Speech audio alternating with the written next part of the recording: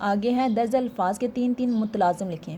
شکار، شکاری، پرندے، بندوق۔ متلازم، جنگل، درخت، درندے، ندی نالے۔ فاختہ، امن، پرندہ، انڈے۔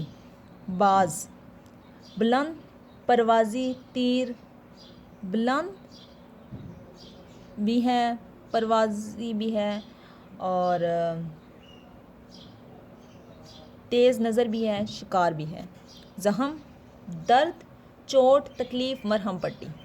آگے ہے سبق اللہ مسکینوں مظلوموں کے ساتھ ہے کہ سبق درست اور غلط کی نشاندہی سے کریں۔ عبداللہ کو ہاکی کھیلنے کا بہت شوق تھا۔ غلط، عبداللہ کا خواب تھا کہ وہ ایک اچھا نشانہ باز اور شکاری بنے۔ ٹھیک، باز دنیا بھر میں امن اور محبت کی علامت سمجھا جاتا ہے۔ غلط، درخت کی چوٹی پر ایک کبوتر بیٹھا تھا۔ غلط، جسے اللہ رکھے اسے کون چکھے۔ درست۔ اگلا ہے سبق اللہ مسکینوں مظلوموں کے ساتھ ہے کا خلاصہ لکھیں۔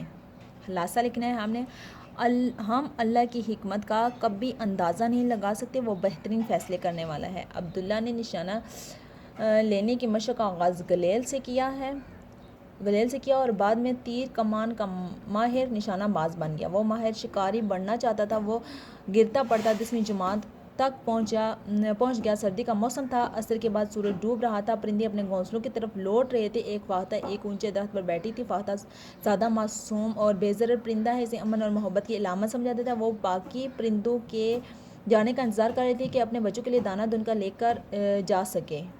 عبداللہ نے اس کو نشانے کا شکار بنایا لیکن وہ بچ گئی۔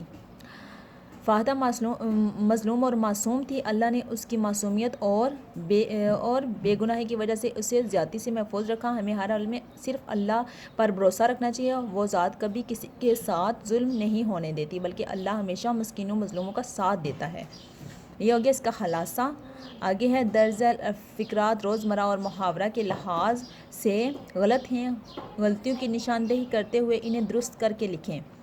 سام تو واقعی سامان بیچ کر سویا ہوا تھا، گھوڑے بیچ کر سویا ہوا تھا۔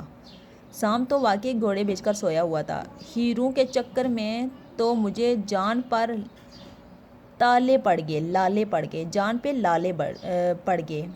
میرا تنخواہ ہر مہینے کی 5 تاریخ کو آتا ہے۔ میری تنخواہ ہر مہینے کی 5 تاریخ کو آتی ہے۔ دھوبی نے کپڑوں کا دھلائی صرف 50 روپے لایا۔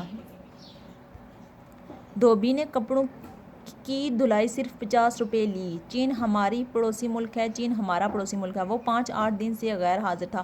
وہ 5-7 دن سے غیر حاضر ہے۔ اکرم نقل کرتا تھا۔ آج سرفراز نے اس کا بھانڈا پھوڑ دیا۔ آج سرفراز نے اس کا بھانڈا